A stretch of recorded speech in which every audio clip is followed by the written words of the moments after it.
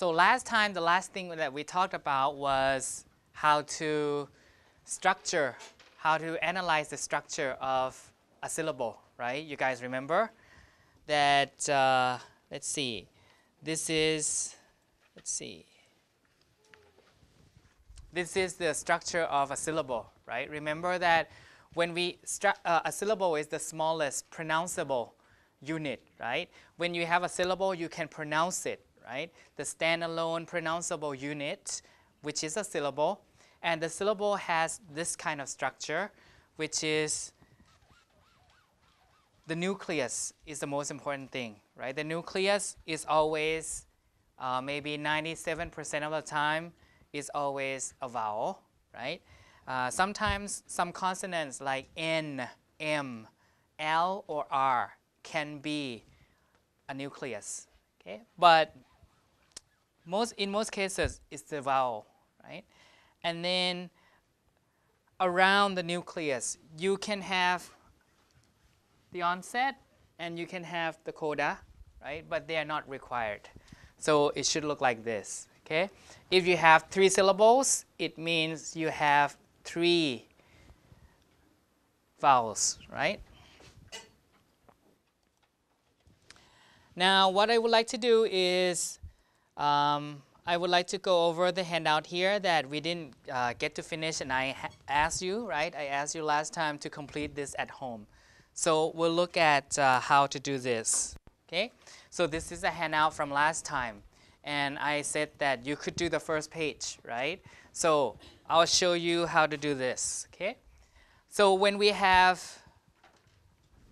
a word like this, and we want to analyze the structure of the syllable, so the way we start out is we need to look at the sounds, right? We need to look at the sounds. We are not interested in the spelling, okay? So in terms of the sound, we have election, right? Like this, right? Election, okay? So that's the sound. And in order to syllabify this, we need to pick first the vowel, right? So how many vowels are there? 3. Yes, correct. So this is 1, this is 1, this is 1. So that's how we started out, right? Now the nucleus. Then what we do? We looked to the left, right? We need to do the onset and the coda, right? Now there's nothing here, right? So it's good. Now we need to consider this should be the onset or should be the coda. Should be the onset of the next syllable, or should be the coda of this, right? But we said that we prefer that in a situation like this, we prefer this to be the onset of the next syllable rather than the coda of the syllable before, right? Because or else it is heavy, right? So this is the onset of this syllable, okay? And then what about here and here? Should they both be the onset of the last syllable?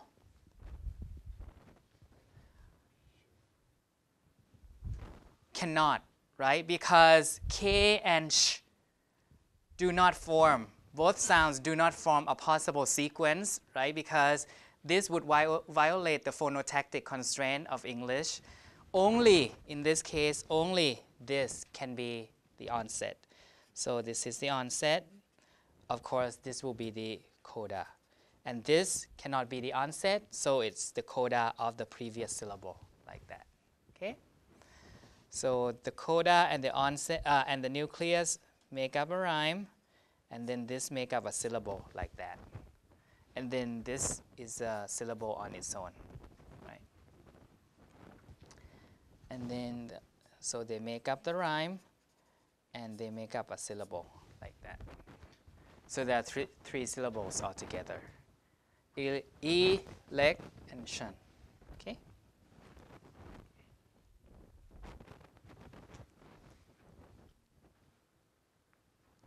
Okay, so let's move on to the next one. In the next one, we have frisbee, right? Frisbee. So frisbee, how do we transcribe the word? We start out with the sound, right? The sound first. So we have frizz and then bee, like this, right? Frisbee. Where is it? Frisbee, like this, right?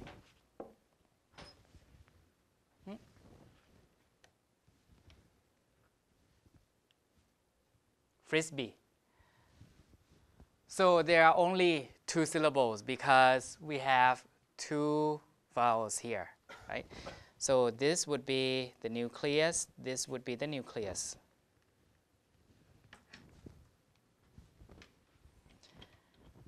Now look to the left of that nucleus. FR is certainly a possible sequence, right? We have the word like free and so on, okay? So we have this as the onset, okay? Now we need to account for S and B. We need to account for S and B. Are they possible? Can they form a possible sequence? We don't have a word that starts with SB in English, right? So only one can be the onset. So this is the onset, then this would be the coda. So they make up a rhyme and they form a syllable. And then we have another syllable here, okay? Like this.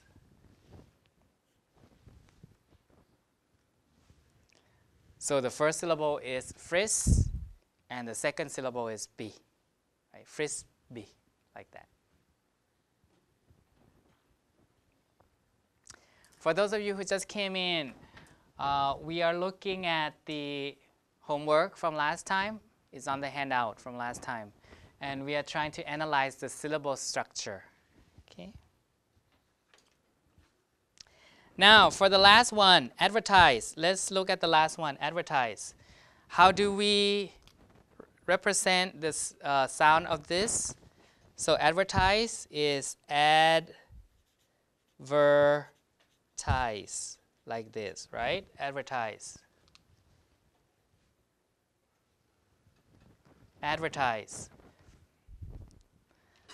So we have 1, 2, 3. Three syllables because we have 3 vowels. This is a diphthong and it's only one sound, okay? So we have nucleus, nucleus, nucleus, okay? Then look to the left. So that's the first step, identifying the nucleus. Then look to the left. The first syllable, nothing, so no onset. The second syllable, it has a V and it has a D. We cannot take both to be the onset because there's no sequence in English that starts with DV, right? So only one can be the onset, which is the V. And D then has to be the coda of the previous syllable, right? And so they make up the rhyme and they constitute the syllable here and the onset and the nucleus. Then we have to account for R and T in the last syllable. We cannot take both, right? Because there's no word in English that starts with R and T. So only one can be the onset. And R has to be the coda. So they both make up a rhyme of the previous, and then we have that here. Okay? And the Z sound is the coda. And you have a rhyme here, and then you have the syllable here. Okay? So let me, like that. So add is one syllable, ver is one syllable, and ties is another syllable. Okay, so this is how we do it.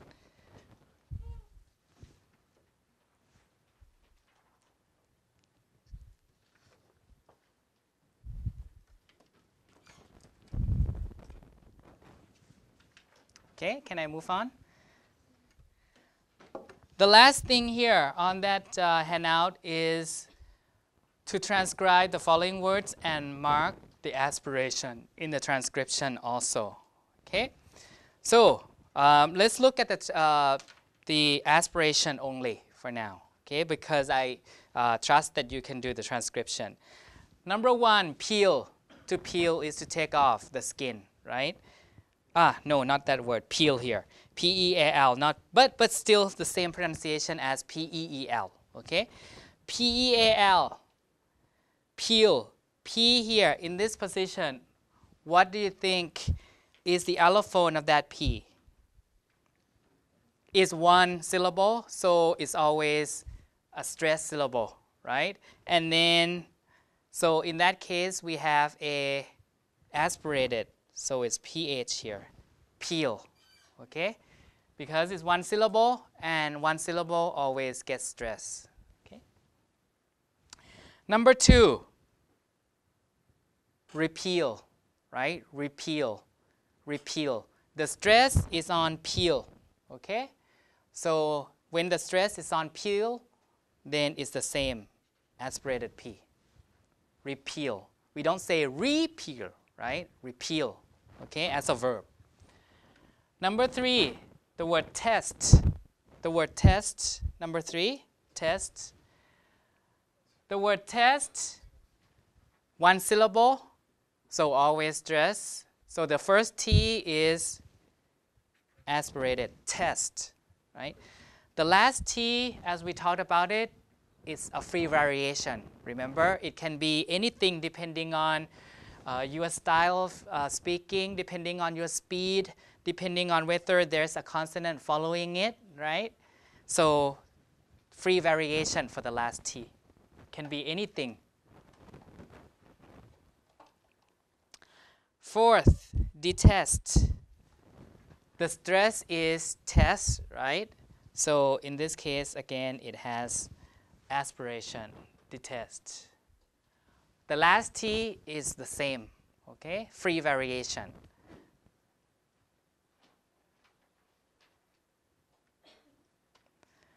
Number five, poker. The stress is poke, right? So P is aspirated.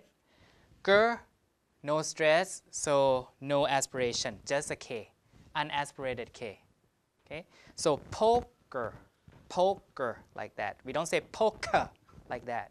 So poker, right? Because the stress is in the front syllable, okay? So the K is unstressed and therefore unaspirated. Number six, skin. The condition is you have an S in front, so unaspirated. So I don't write anything for unaspirated, okay? Skin. Number seven, akin. The stress is kin, right? The stress is on kin. We don't say akin like that. So it's akin to, meaning to be like something. It's akin to. So it's aspirated because it has a stress. Okay. Number eight, plate. Plate. One syllable, always gets stress, always bad stress. So it's aspirated. Plate. Number nine, Spain. S, you see the condition, S, so unaspirated, Spain. Number 10, proposed. Propose, we have two P's. We have two P's here. The stress is on the second syllable, right? Pose. So we ensure that the second syllable is aspirated. The first one is less aspirated than the second one for sure. Propose, like that. Okay? Less aspiration. Maybe not totally unaspirated, but less aspiration than the second one. Okay? So that's how we will mark the allophones. Okay. So if I have this on the exam, you should be able to do. Okay. So look at the condition. Like, is it in a stressed syllable? Is it after an S? Like that. Okay. So those are things that you can predict.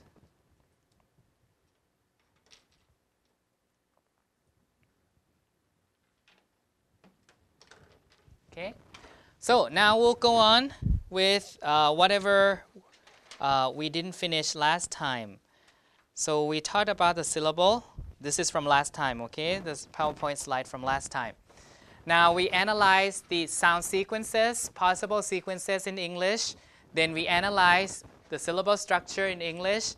And finally, for the chapter on sound, we'll do phonological processes.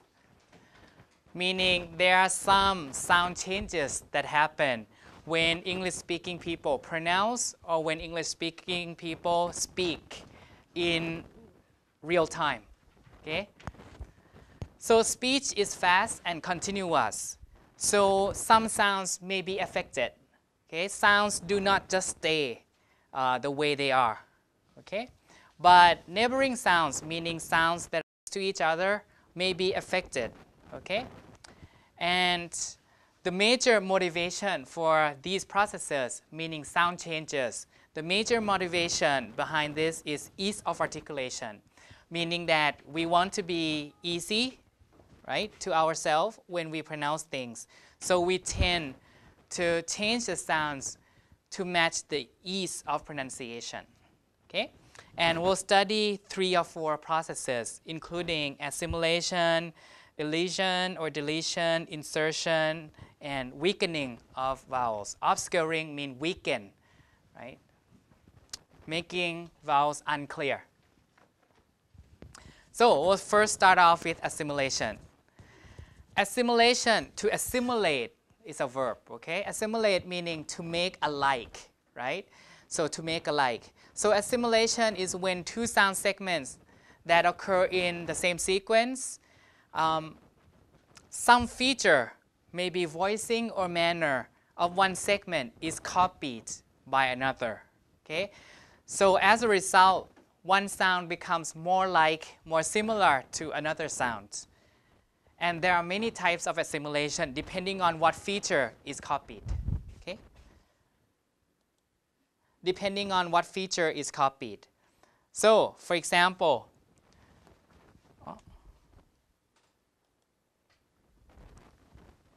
nasalization. In this case, because the vowel is next to a nasal sound. N is a nasal sound, remember? So the vowel here will be nasalized because a normal vowel is not nasalized, right? But when it's next to a nasal sound, then the vowel will be nasalized even before you pronounce this, meaning that speakers will anticipate that, oh, I'll pronounce N afterwards. So I should nasalize my vowel just even before I pronounce N. So pen, like that, pen. So the vowel is nasalized even before the pronunciation of N. So this is like in anticipation. So the speaker anticipates that the vowel will come afterwards. Okay? And next, alveolar nasal assimilation. In here, sandwich. Now, the D is not pronounced because when you have so many consonants, what should I press here so that it doesn't come? This one? Hyunjae? Okay, thank you.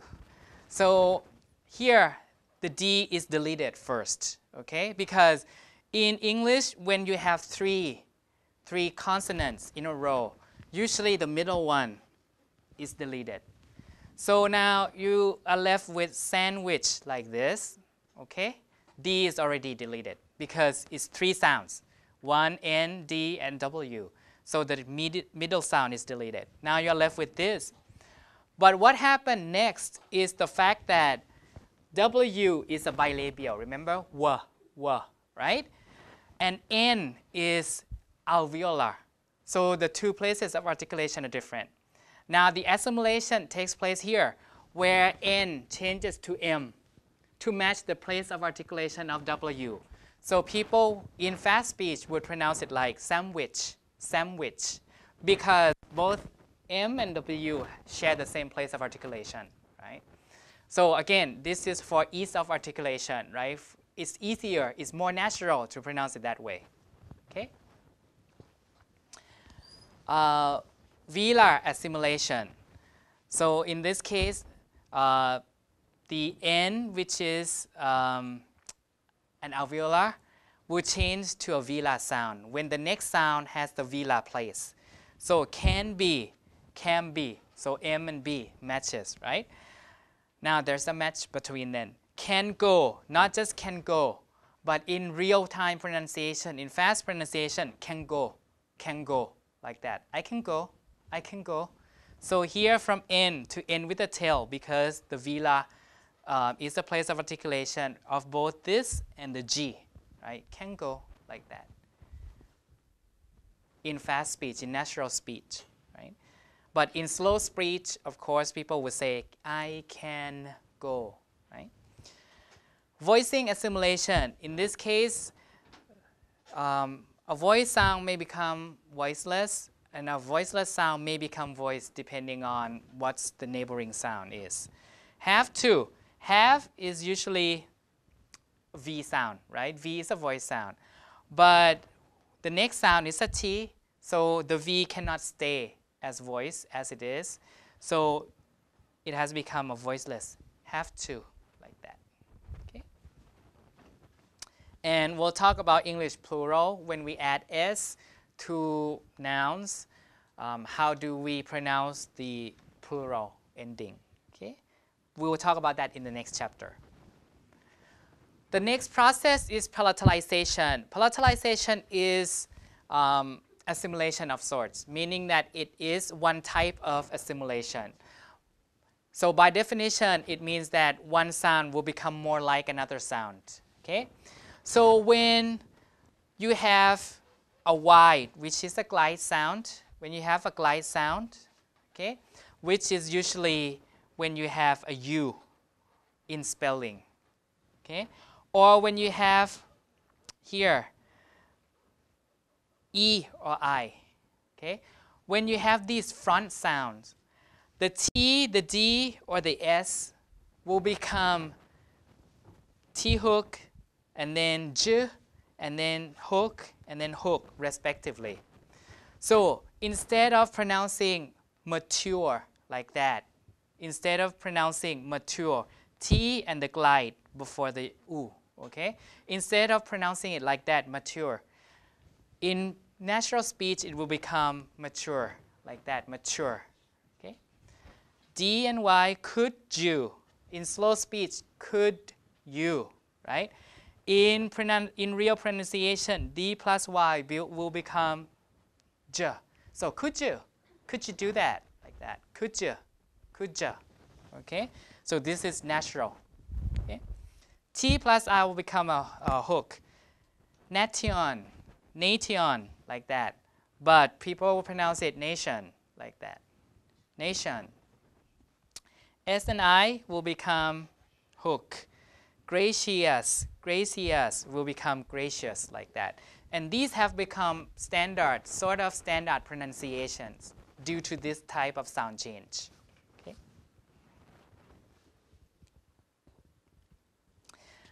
The next process is linking. Okay? Linking is important because when we have two words that, when we have one word that ends in a vowel and the next word starts with a vowel, right? You want to insert some consonant in there to preserve the CV, meaning consonant, vowel, just like in Korean. So if the first word ends with a front vowel, here, if the first word ends with a front vowel, typically the speaker will insert a Y, which is a glide in between. So this might be clearer. I and am. I, right?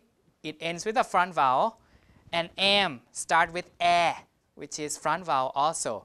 So the speaker will insert a Y in between. So instead of I am, people would pronounce it as I am, like that. So insert it.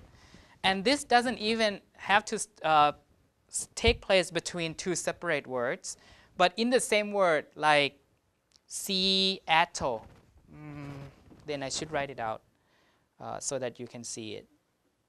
So Seattle,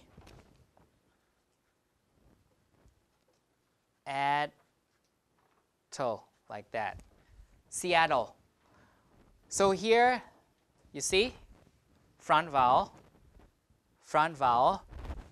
is not an ideal sort of syllable, because the ideal type would be CV, CV, CV, like that. Consonant, vowel, that's the ideal type. Even though not everything will conform to this ideal type, but people will behave towards that ideal type. Now, you have VV, right? Front V. So this is V, this is V. And both are front. So what speakers do is to put in a Y. Y is a front sound, right? Glide. So it's easier to pronounce. So we have Seattle. Where are you from? I'm from Seattle, like that, Seattle. Okay, instead of Seattle, Seattle, like that, Seattle. Okay. So when they are both front vowels, you have Y insertion. Okay. Now coming back to the slide, when the vowel is a back vowel, then W is inserted. Remember that Y and W are glide sound, so they can be inserted in these places. How about the first? I should write it out. The first is how, right? How is like this. Ow. This is a back vowel, right?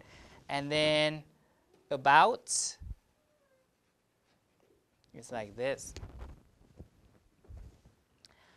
Now, the first vowel is a back vowel.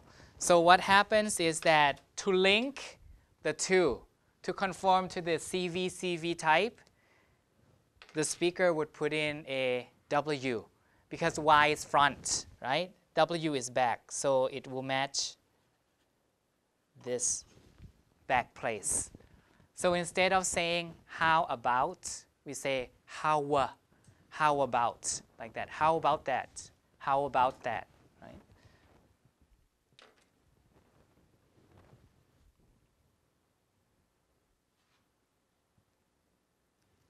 So you will have CV right here. So how about, okay?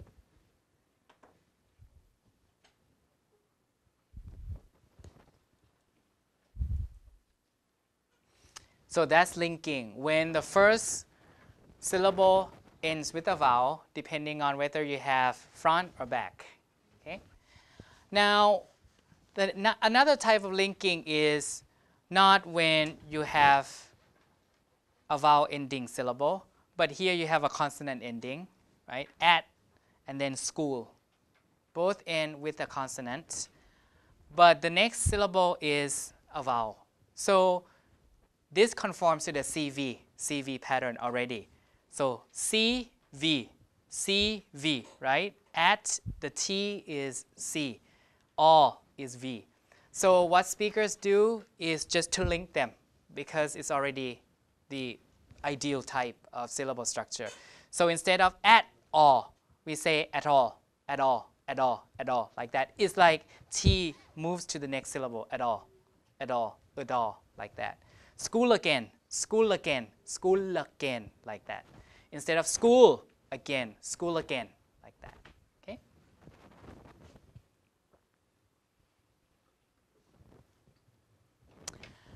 The next process is insertion. And insertion doesn't happen every time and every place and to every people, right? But to every person. But many people, I would say many people would add some sounds in here, in these environments. Hamster is pronounced like this, okay? There should not be a P, I'm sorry. In the spelling, it's hamster without this. But when I pronounce it, I pronounce the P, so it's like unconscious. So in the spelling, there's no P. But when people pronounce hamster, I usually include the P there. Hamster, hamster, like that. That's because the P matches the M in terms of place of articulation. Okay? Or in the word strength, this is the real pronunciation, but people would add a K. A lot of people would add a K, like strength, like that, because K is vila, and it matches with the place of articulation of N with the tail. Okay? And sometimes, a lot of times when you have U, the vowel U, people insert a Y, which is a glide in there. And this is found in some dialects of English, especially British English, Australian English. So instead of news, meaning news that we hear or we read every day, people would pronounce it as new, because it's easier to glide from this position to U, okay? News. Or Tuesday, a lot of dialects will pronounce it like Tuesday, especially in British English. And this explains why there are some silent letters in English like empty or Thompson versus Thompson, okay? Because some people pronounce the P and they think that they add the P in pronunciation and they think that, well, that word must be spelled with a P, so they add a P in there like that, in spelling, right? Just like when I add the P in here, because people pronounce that and they add that in writing also. The next process is elision, meaning deletion. So some sound, so you saw the process of adding, right? Now it's the process of taking out, deleting, right? Some sounds tend to be deleted. And one sound that tends to be deleted is the schwa sound. Okay, the schwa sound. Remember, the schwa sound is the middle, vowel, right? So in interest, we have what? Interest, factory, and camera. Let me write out here. Interest. Interest. Factory, right? Factory. And camera. The schwa sound, which is a mid vowel. A mid vowel is not usually stressed, so it's not important. So the stress is here. Interest, factory, camera, like that. So the schwa will be deleted. Like that. So you end up pronouncing these words like interest, even like without the schwa. Interest. What's your interest? Like that. What are you interested in? Instead of factory, factory. Camera, camera, like that.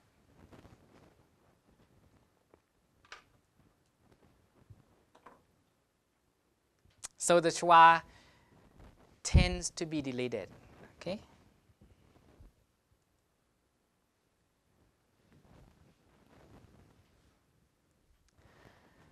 And other sounds in English have been deleted, okay? And the process of deletion happens a long time ago.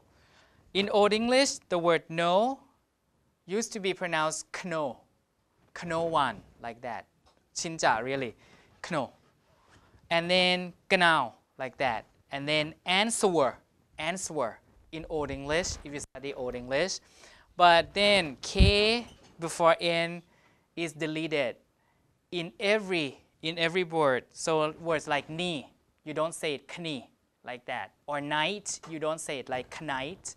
So K before N, K is always deleted. And G before N also, and also S before W. So words like sword, S-W-O-R-D, you don't pronounce the W like that, okay? So here, you don't say answer, you say answer. W is subject to deletion. Okay? And deletion also characterizes simplification of consonant cluster in everyday speech. Remember that when I said that if you have 3 consonants in a row, 3 together, right? 3 in a row, the medial sound tend to be deleted. Grandma, like this, so D is deleted because you have 1, 2, and 3. So you have grandma, right? And then N and M will do assimilation. So you have grandma, grandma, like that. Softball, T is deleted, softball, like that. Clothes, like this, is difficult to pronounce, clothes, like that. So people just pronounce it like clothes. Okay? This one is very difficult. George the Fifth's throne. So many sounds, like you have F here, TH, and S and TH. So many sounds, like fifth throne, like that. It's very hard to pronounce. So to simplify this, people just say fifth throne or fifth throne even in real speech, real pronunciation. Okay? So meaning that a lot of sounds like here will be deleted. Okay?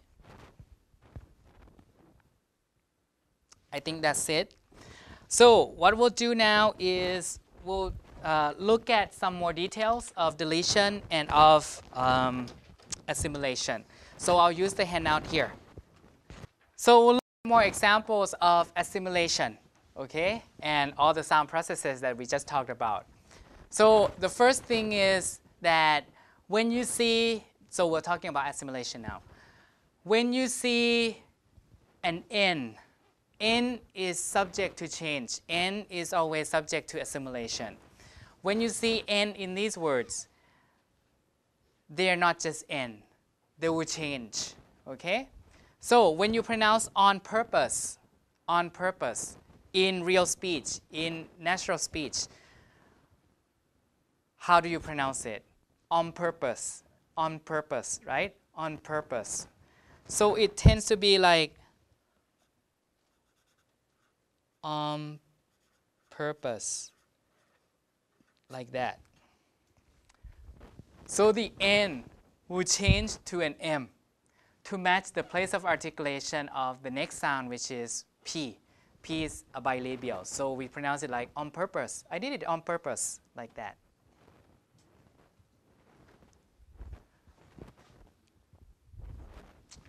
On paper, is it the same?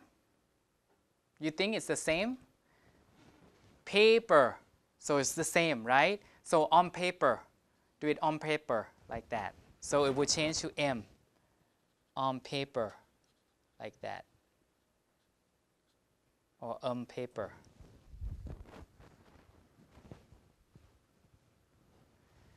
Next one, in principle. Same, right? In principle. So the N will change to an M. Okay? Similarly, in the next one, on behalf. B is bilabial, remember? So on behalf. So O, N will change to M in all of these. In all of these until here, N will change to M.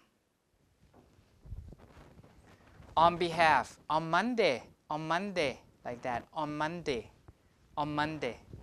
right? This one, next one.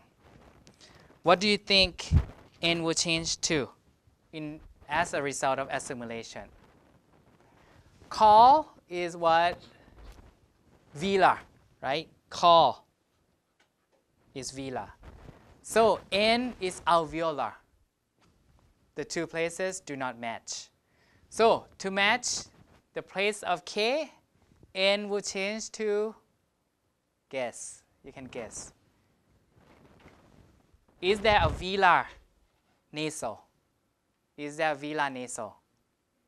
Yes, end with a tail, right? End with a tail. So it will be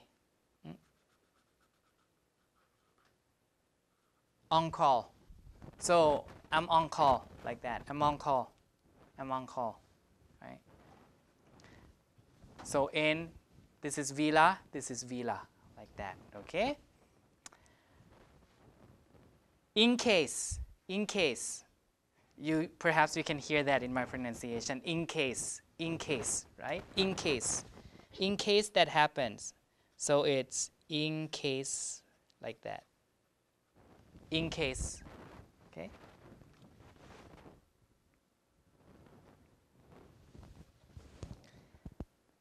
In case it rains, like that. Unpleasant. What do you think? Unpleasant, right? Unpleasant.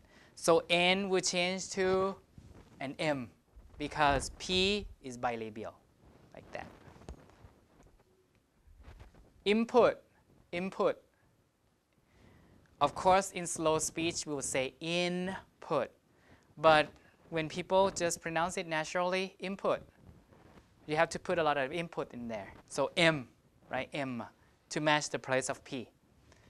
Finally, that's incorrect. So it's incorrect, right? And with the tail, incorrect. So this is input, this is unpleasant, like that. Okay?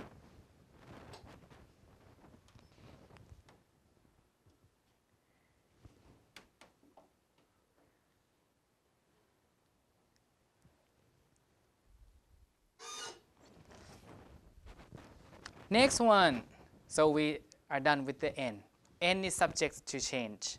Now, final S and Z will assimilate to the alveolar sh and j in the next syllable in front of one of those sounds. Okay? So this shop. So this is S and the next one start with an hook, right? So it will assimilate to just this. So instead of saying this shop, in real pronunciation, people just pronounce this shop, like that. Same as this chair, this job, like that. Pressure, vision, like that. And instead of these shops, people will pronounce it like this, okay? Because here is a Z, these. So this job, like that. This shop, this chair, this job, mission, usual, like that. Okay?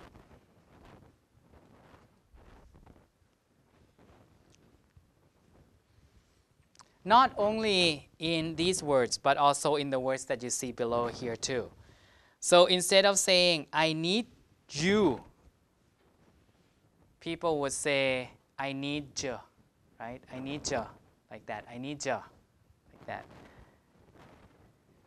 And so on. It wakes you up, so on. I hide your money, like that. Okay? So here you have DJ here, DJ here. Instead of saying she loved you, like that. So this is what we already studied in the PowerPoint slides, okay?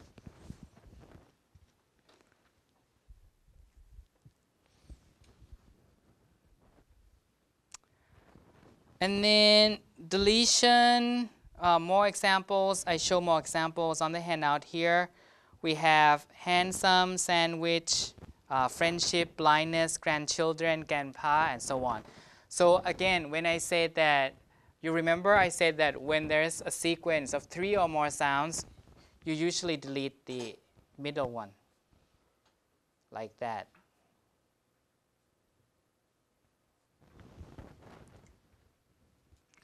And then the rest may be subject to further change. Like grandpa, N will change, right? Because N is subject to change. So grandpa, N might change to M. So you have grandpa, grandpa, like that. Gram, M instead of N. Okay. Blindness, the N will be longer, right? As in blindness, like that. Because you have two N's there. Handbag, windmill, same thing. So D is gone. Wild bees, old men, fold them. So D is gone, like that. But if the next syllable, next word begins with an H, English-speaking people do not really delete the D. So handtail, grand house, old tan, like that. So D is still there because the next word begins with an H. Okay?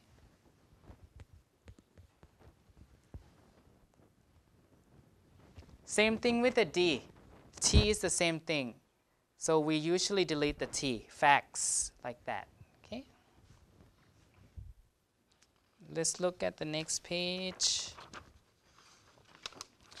Instincts, instinct, vastness, and so on. People usually delete the T. Here, T is gone, T is gone. But again, if the next word starts with an H, people usually retain the T.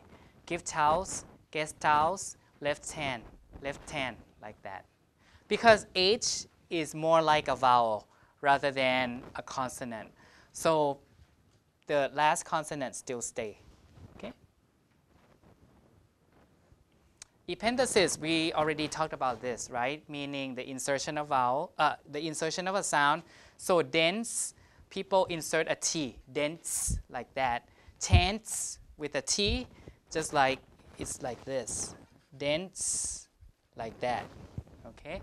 Just like it's like there's a T, but there's no T. But people insert it to make it easy for pronunciation. Dense or tense with a T, prince with a T, once with a T, patience with a T. So that it sounds more like patient, like this. A lot of times it will sound like that. Patience, like that.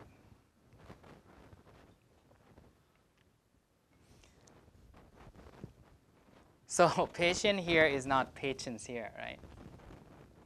But typically they sound alike. Usually they sound alike because a lot of people like to insert a sound in there.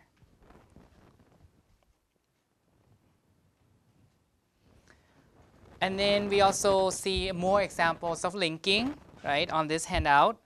So again, if the preceding word ends with a high vowel, front vowel, then you insert a Y. So stay out. So stay out, like this, right? This is a front vowel, so you insert a Y. Stay out, right? High over, right? High over. Toy animal, right? Insert a Y. The end, what's the end? So it's the end, like this, so people insert a Y. The end. So in the end, okay? On the other hand, you insert a W if the front sound is a back sound. New wind formation. No idea. How about, to went the class, like that. So there's the W that's inserted in all of these words, okay? To went.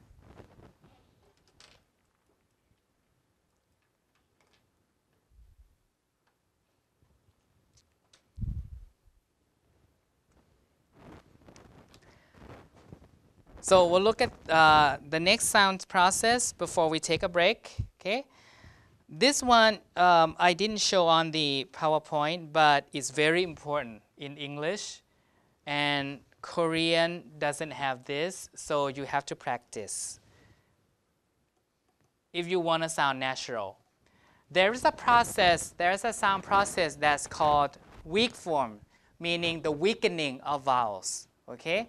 The weakening of vowels means that when you have a full vowel becoming a schwa sound. Schwa is mid vowel that's found in unstressed syllable and also in weak syllables. So words that tend to be weakened are what we call function words. You know function words? Function words. So function words, okay? I'll write there. Function words. So in English, function words are, for example, words that are not important, like prepositions, like conjunctions, like auxiliaries, like pronouns. So for example, words like for, like preposition, at, by, like that, right? Conjunction like and, or, nor, like that. Auxiliary like was, were, have, like that. And then pronouns like he, they, her, like that. So all of these words are not important. They are called function words, okay? These words tend to be weakened in real pronunciation. So you don't have to pronounce them with a full vowel value. Okay? Unless, of course, unless they are used for emphasis and unless they occur at the end of the sentence. Like where you're traveling to, this is the end of the sentence, so it will not be weakened. Or how long are you going for? So it will not be weakened.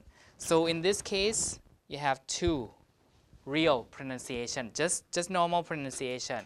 And for, just normal, because it is at the end, okay? But in other positions, they tend to be weakened. They tend to be weakened, like in all of these positions that you will see. I'm flying to Busan. It will be weakened in this position because it's not important. It's just a function word. So to will become ta with schwa. So I'm flying to Busan. I'm flying to Busan, like that, to Busan. To, not to. On Monday, so on becomes on, like that. On Monday, from Incheon, from, like that. From Incheon, from, instead of from. So from Incheon.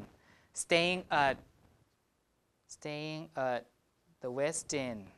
Everything is pronounced with the schwa here for the weekend, right? Like that.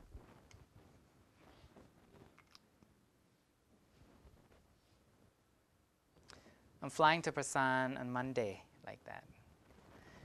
So try to not pronounce them with the full vowel value in these positions, okay? Like this too, sort of, of is like sort of tie, like that. A cup of coffee will become a cup of coffee.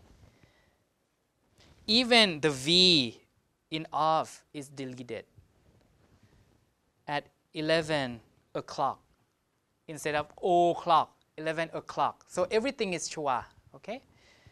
A pack of chips at the end of the day, like that, at the end of the day, like that. So everything is pronounced with the schwa. And especially in the word of, V is not usually pronounced. Okay? Have you ever seen the spelling pronunciation like he soda, like that? That is the real pronunciation. Soda, sort of boring, sort of boring, sort of boring, instead of sort of boring, sort of boring, like that.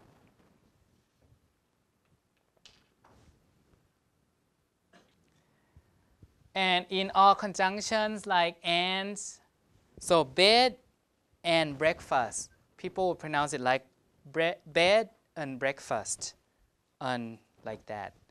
Eggs and bacon, like that. Just un.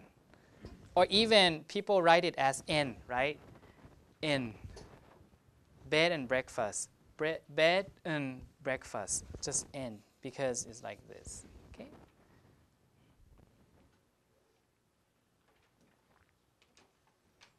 So, in other words, when you see function words in non-stress positions, for example, not at the end, they tend to be weakened to schwa. Okay? All of them will have schwa, regardless of their original vowel value. Okay? What else? On the next page, everything will be weakened to a schwa sound. Like tea and coffee, like that. Just schwa. Tea and coffee even, tea and coffee. N or like that. Okay?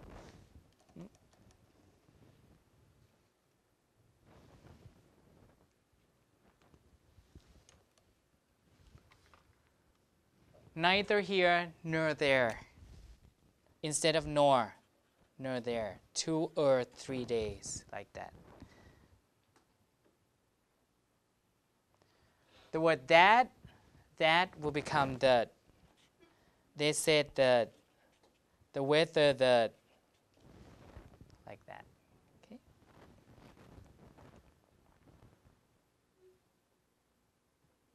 Except for when that is sort of like an adjective that modifies a noun. Like it rained that day. That is not usually, so this is full. I hate that. That's full. Okay? So when the word that is an adjective like, or when it's a pronoun like, then you usually pronounce it in full. Because you need to emphasize, right? I hate that, like that. And it rained that day, right? Instead of this day, for example. So in these situations, you don't really weaken the vowels. Okay?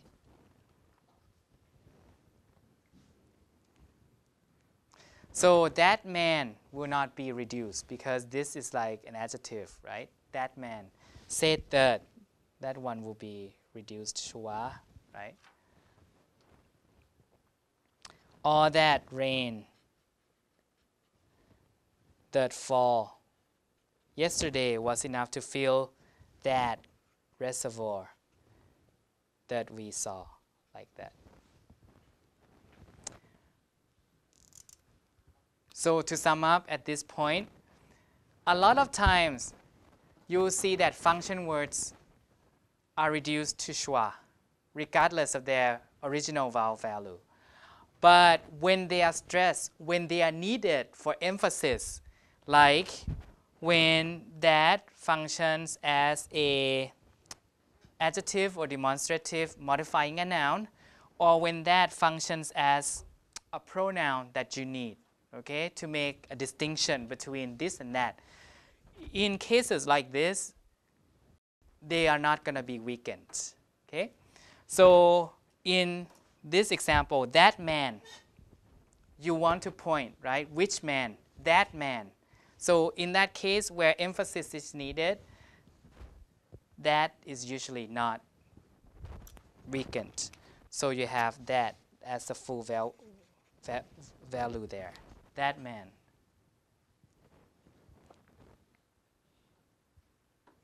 And again, we are talking about things that people tend to do. So when they want to stress some words, when they want to emphasize some words, they will just give those words the full vowel value, right? Articles, again, like a, and, the, and some tend to be weakened. A coffee, an ice cream, some money, like that. Okay? pronounced with a schwa. Pronouns like he, him, or her, and who, the H tends to be gone. So unless it's in the front position, like he, the front of the sentence here. He has heard, but does he, does he, does he, does he, instead of does he. So he, H is gone here. Okay?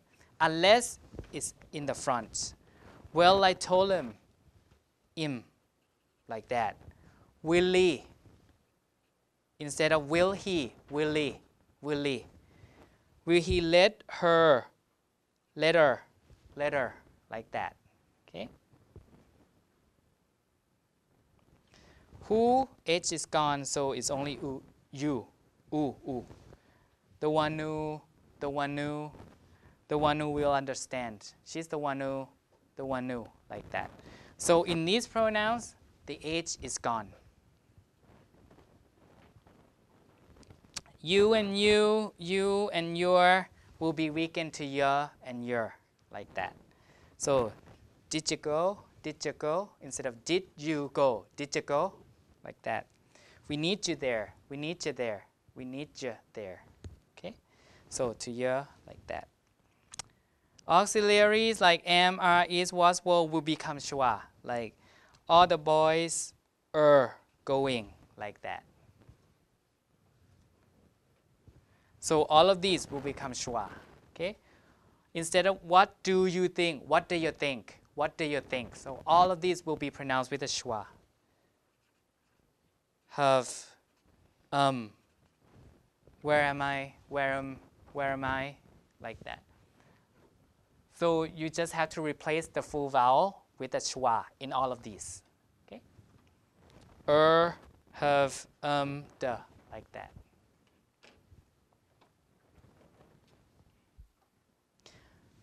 Again, speakers have a choice to emphasize these words. But in normal situations, in fast speech, in connected speech, they tend to weaken the vowel to schwa. Okay? At this point, we'll take a 10-minute break. And on the next page, on the next page, you can compare and contrast the full vowel value here, strong form for emphasis, and the weak forms for your own practice. Like the word then, I didn't have that before, right? Then will be then. So you can see that almost everything will become a schwa when unstressed and when they are in weak forms. Like a article will become a, like a book instead of a book. People can say a book, this is a book.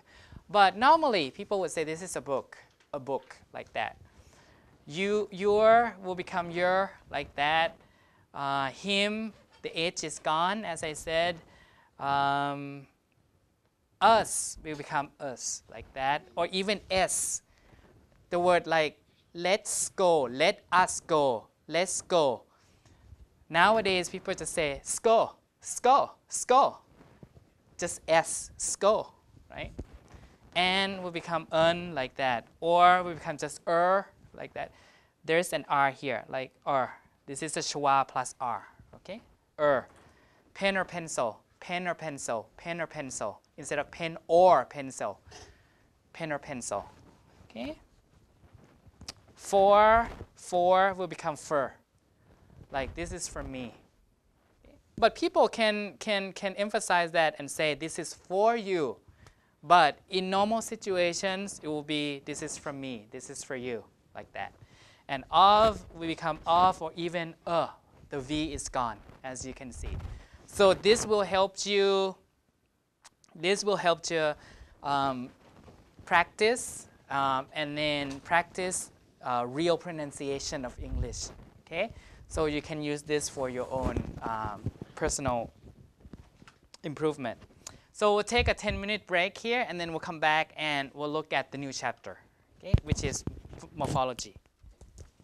So I think most of you are here Now, since we finished phonology, you could do this at home, and then next time we'll come back and explain and look up and discuss the answers. Okay, this is on the phonology handout, and remember, it's the handout that has the syllable structure that we did earlier today. This is on the back of that handout. So you can do this at home, and we'll look at the answer next time. Okay. Like I asked you to name the sound change process, the sound change processes here. Like that boy becomes that boy. You see, that boy. So instead of that, the T becomes a P to match the place of articulation of B. So you can name it as assimilation, for example. Okay? So try this at home, and next time we'll come back and look at it. Now we'll go on to the next chapter, which is morphology. So is this one. Today we'll just get started on morphology, and next time we'll continue morphology. Morphology is the study of words and the rules of word formation in a particular language. So we already started this semester out with the study of articulatory phonetics, right? Meaning that we study each sound and how we pronounce each sound. Then we move on to phonology, which is the pattern of sounds and sound arrangement patterns. We look at syllable structures. For example, we look at how sounds could change, right? How sound processes could be different depending on the neighboring sounds and so on. Now, in this chapter, we'll study how patterns, like sound patterns, may contribute to meaning or may not contribute to meaning, and how that sequence could be reused to form many other words in English. Okay? So from sound to meaning now. We have been talking about sounds for 2 or 3 weeks, and then now we're talking about meaning. So morphology is that. And if you ask me, what is a word? That is a very difficult question to answer. Okay? But we can say that a word is a meaningful unit of a language that can stand on its own. Okay? And a word is stored in what we call the mental lexicon with information about its part of speech in the mind of the native speaker. Okay? So English-speaking people will know that love could be a verb and a noun, like that. Even though they might not be able to explain, they might not be able to label those words as such, still they have that information in their brain. Okay? And a word might be able to talk about sounds like E or T or J, but those sounds by themselves do not have any meaning, right? But when we look at morpheme, it must have a meaning. Okay? We are interested in meaning now. So in S, for example, S, which is here, S, if you attach S to nouns like dogs, cats, it contributes to a meaning, right? Meaning difference. For example, if you add S to cats, you know that there's more than one, like that. So S here, even though it's a sound, if it has meaning, it's a morpheme, okay? But words like cat, you can divide it into k, and t. We study that, right? K and t. But each sound itself doesn't have any meaning. So cat is just one morpheme, okay? S is one morpheme because it has a meaning. And pre, if you attach pre to prepose, pretest, like that, pre has a meaning which is before. So it counts as one morpheme, okay? Or un usually means not, like undoable, like that. So in this case, un is one morpheme, okay? Even though it cannot stand alone as a word, it is a morpheme, Okay? Remember, a word can stand alone, but a morpheme doesn't need to stand alone as long as it has a meaning. Okay? That's a morpheme. It could be just one sound, which is S. As long as it has a meaning, then it's a morpheme. Okay? To take an example from Korean, Hakyo, school, right? It consists of at least two morphemes here, hak and gyo, right? Because you know that it's a morpheme because when you look at other words in Korean, you have hakseng, hak, right? So one morpheme. So it has to do with study or something like that. Hakwa, school subject, like that. Hakyo, haki, school term, like spring semester, pom haki, like that. So every word here has hak, right? Pang hak, like that, right? So you know that hak must have a meaning, right? So we call that a morpheme, okay? But H by itself, R by itself, K by itself doesn't have any meaning here. But hak, just one morpheme, okay? So hak seng has two morphemes, right? Hak is one, seng is one, to make that, that word. Okay? Or kyo. You see kyo ga, kyo ki, kyo bok, like, and so on, right? So kyo. You know that kyo here is one morpheme because it has a meaning. And it can be reused in many words, right? So that's an example. And here, so it must be that if you look at these examples, even if you don't know Korean, you must think that, well, every word here shares the morpheme ho, right? Ho gam, ho sa, ho su, and so on, right? So ho must have a meaning, right? And good impression, happy, good move, good example, good opportunity. So everything seems to share that meaning of good, right? So we can conclude, even though we cannot speak Korean, we can conclude that ho must mean good, right? Because that's what everything here shares, right? So ho is a morpheme, like that. And in English, a word like this, which is a long word, can consist of many morphemes. The starting point is simple. Here you cannot subdivide it into smaller morphemes. You cannot say sim and po. Or you cannot do s and impo, because impo by itself doesn't have any meaning. Okay? So, but simple as a word, it has a meaning as one morpheme. And then if you add this, ify after it, we call it suffix, right? We add the suffix. Suffix is something that you add after the stem, the root. So simple plus ify, you have simplify. And then you can add cation, simplification. Now you have a noun. So at least you have three morphemes in simplification. And then you can do what we call a prefix, right? Pre is before, fix is to put. So prefix here, oversimplification. And you add the S, which is the plural. So at least oversimplification has 5 morphemes. Okay?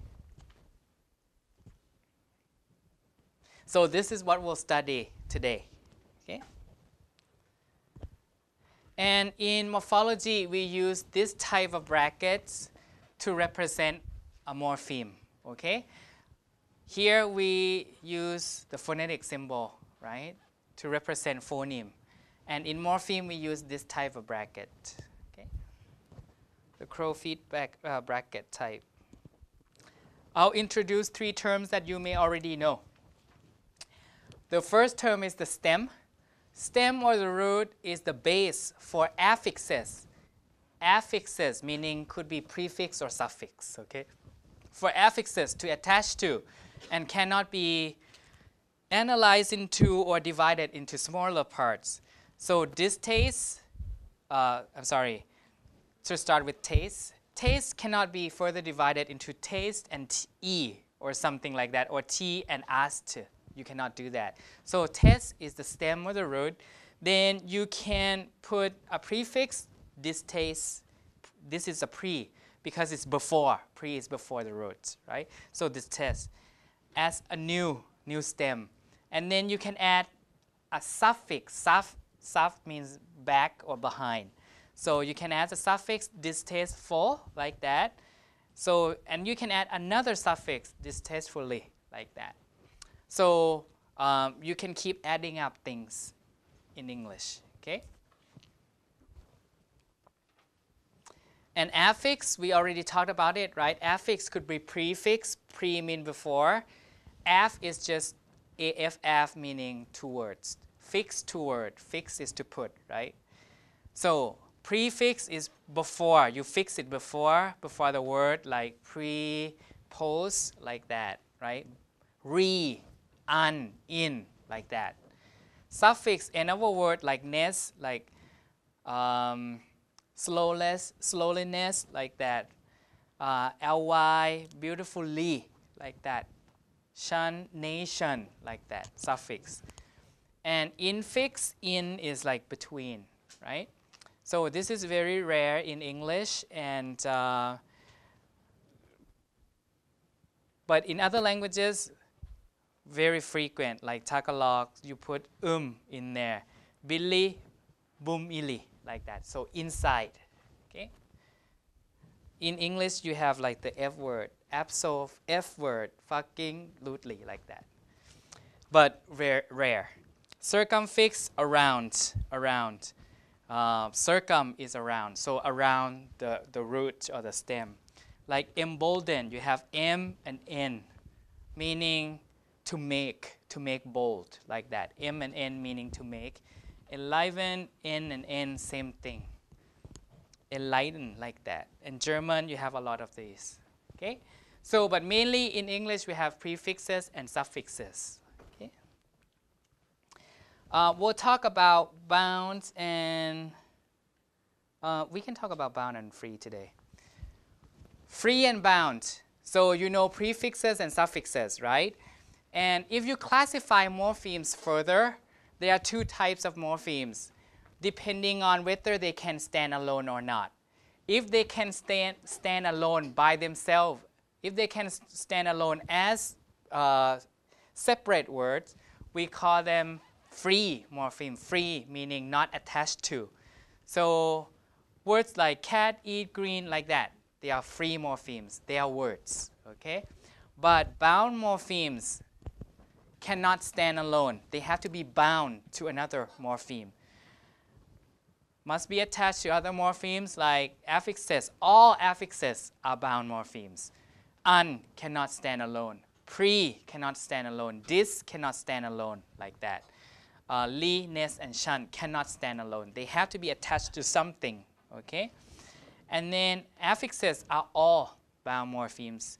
And also stems or the base, sometimes they are bound. If, as in conceive, you will not see sieve by itself. So it's a root or stem that has to be bound with a prefix, like that. Receive, you never see receive alone, or sieve alone like this. So sieve has to be attached to something always. So a root can be bound also. Cease, consist, resist, desist, and persist, and so on, okay? So what we'll do for the rest of today, for 15 minutes, we'll practice recognizing morphemes, okay? Because now you know what a morpheme is. Now we'll practice recognizing, finding morphemes, and talking about the meanings, okay? So this is in the handout that we just finished after the sound. So after we talked about the, here, remember, after we talked about the weak forms, this is on the following page of that. So what I would like you to do is to parse, to cut all these words into different morphemes, okay? So you should look across a row, a particular row, to find a morpheme. So let me show you an example. The first row, as you can see, consists of transportation, exportation, importation, report, or report, depending on whether it's a noun or a verb. Now, which is an element that all these words share? all of them like hakgyo, hakseng, remember that? So all of these share the word, the morpheme port, right? So port, port, port, port. So port must be a morpheme because it recurs, meaning it happens again and again, and it's reused, right?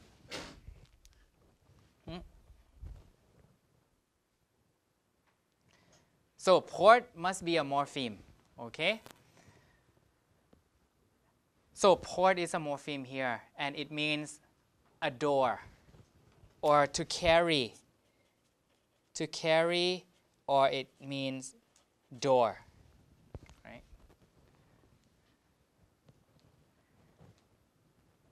So transport, tran is across, like transnational, like that. Trans is across. So transport is across the door, carry across. So that's the meaning of transport, right? You get transported to somewhere, right? Transportation fee. You across some doors, some steps, you get carried by a car, a train, like that. Export, X is out, X is always out. So export, you export your products. So you send your product out of the door, out of your country, like that. Im is in, meaning coming into. So you carry into. So you import goods and stuff from outside. Report, re is back. Re has so many meanings. One meaning is back, and another meaning is again, right? But here is back. So you carry back. That's when you write a report, right? When you write a report, you think about what happens in a flashback like that, in a retrospective manner like that. So you do a report, meaning you tell what happens and so on. You carry your memory back. So sometimes the combination of these morphemes and the meaning that we use today, sometimes the connection is weak, but many times you can see why we have the meaning that we have today, like transport, export, import. The connection between the combination of the meaning and also the meaning that we use today is pretty clear in these examples. But sometimes, because of language change, sometimes because of other reasons, the connection is not so clear, okay? And then the second one, let's look at the second line, the second row. Credit, discredit, incredible, credulous. So what's the shared element here? Cred, right? Cred. So we have cred. So do you know what cred is? And in English we have a word creed. Why this is not working? Creed.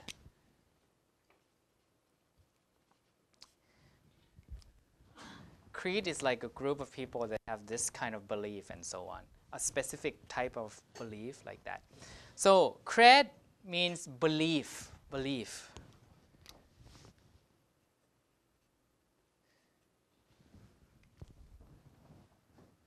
So credit, when people give you credit for something, it means they believe you. Credit card, you can use your credit card because people believe that you have the ability to pay back, right? So cred is belief. Discredit, this is away.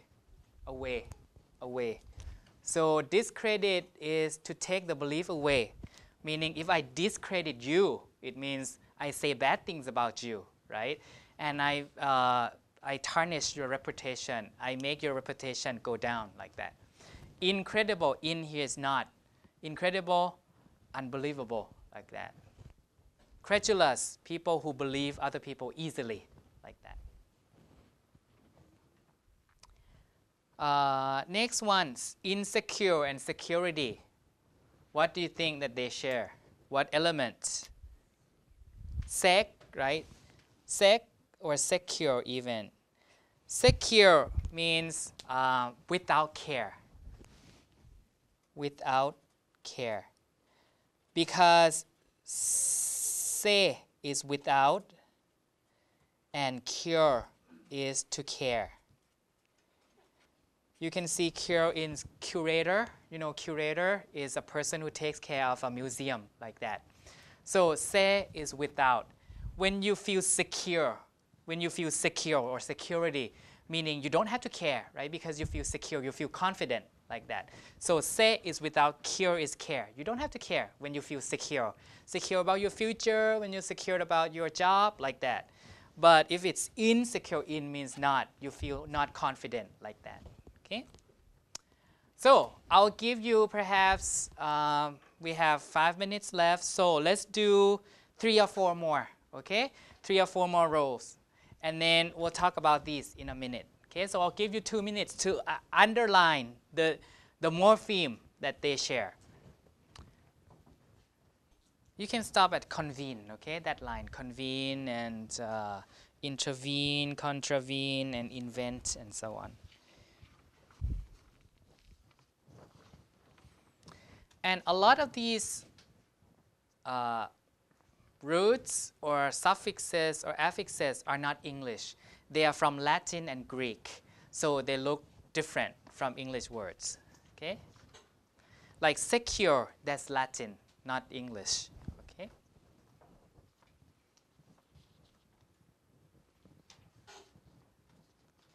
Just like you have roots and prefixes, suffixes that are from Chinese, like that in Korean.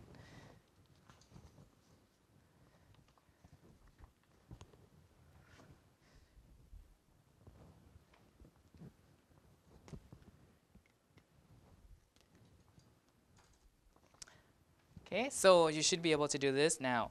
So hypodermic, dermal, dermatologist, epidermis. The only thing that they share is the morpheme derm, right? Derm. So derm, derm, derm, derm. Derm means skin, right? Skin. Hypo, hypodermic. Hypo is under. Hypo is under. It's a Greek term, okay? It means under. What is the opposite word, which is higher, not under, but above or over? The Greek term is hyper, right? Hyper. Hyper is the opposite of hypo, right? Hyper. Hyper is over. Hypersensitive, like that. All here is just adjective suffix, dermal, making it into an adjective about the skin, like that. Dermal, about the skin. Derma, and then logi is the study of skin. Is a person. So a person who does the study of skin, dermatologist. Okay? Epidermis, dermis is skin. Epi is outside. So epidermis is what we have. This is epidermis. So under that is just dermis, real skin. This is epidermis. Okay? The outside skin that we can touch, we can feel, that's epidermis. Inspect, respect, perspective, spectator. The only thing that they share is spect. And spec mean, spec is to look or to see. Right? Spectator, a person who sees, a person who looks around. Respect, is back. Inspect, to look into, to investigate, like that. Last one, convene, intervene, contravene, event. We see V-E-N, V-E-N-E. Here is just a T, which is different, right? But V-E-N, V-E-N-T, it means to come. Ven is from Latin veni, venere, to come. So, con means together, together. So to come together, when you have when you convene a class like that, when you convene a meeting, you call them together. Together, come together. Intervene. Inter is between. Okay, between. So when you intervene into some people's business, you go in between them. Okay? Contravene, contra is against or opposite. So you say against, contravene. You oppose like that. And invent, to come in. Invent is when you discover something, right? So we'll stop here and we'll come back and look at the rest of the morphemes here. But for homework, that will be graded, so be careful. So you pay attention to the homework that this is in the same packet of handout. So I'll ask you to do this and turn it in next time, okay? Please turn it in on Monday the 30th, which is next week. And this is a chapter on phonetics only, because we just finished phonology, so you might need some time to digest the information. So we'll just do the practice on phonetics first. So there's this, I think there are 2 pages for it. So I ask you to transcribe some words and describe some words here. Voicing, place, and manner, like voice, alveolar, fricative, like that. And then I ask you to count the number of sounds. So sounds are more important than spelling, okay, here. And I ask you to complete some picture, okay? So you need to know when you pronounce the D, where your tongue will be, okay? And that information you can obtain from just the description of the consonant. D is alveolar, voice, stop, right? So you have to show that on your picture. This is an example. M. This is an example that I already did for you. M. M is bilabial, voiced, nasal, right? Easy. So in this case, you see there is vibration here. So in the picture, there's vibration there because it's voice. And bilabial, you see that the two lips are closed, okay? And it's nasal, so the air can go through here. So you see that this doesn't touch the soft palate, doesn't touch the throat here in the picture, okay? So that's already done for you, for this one. That's the example. Now you have to do the D. So how do we do the D? So is it voice or not? If it's voice, you need to have a wavy line here, okay? If it's voice. If it's voiceless, just leave it like that. And D, where would you put your tongue? So you have to draw the tongue. Where would you put your tongue? Is it in between the lips? Like, do you do it like this? D, like that, or no? So you have to think about that, okay? And then other sounds, like the C sound. What is the C sound in cat? Or the TH sound in there. What kind of sound is it? And you have to complete all the pictures here, okay? So this picture should tell us about the position of the tongue, where does your tongue touch, and so on. Whether your vocal cords vibrate. Okay? So I try to get a variety of practices, different practice exercises for you, so that it's not just transcribing. Okay? So I'll see you guys back here next Monday with this homework, okay, to submit.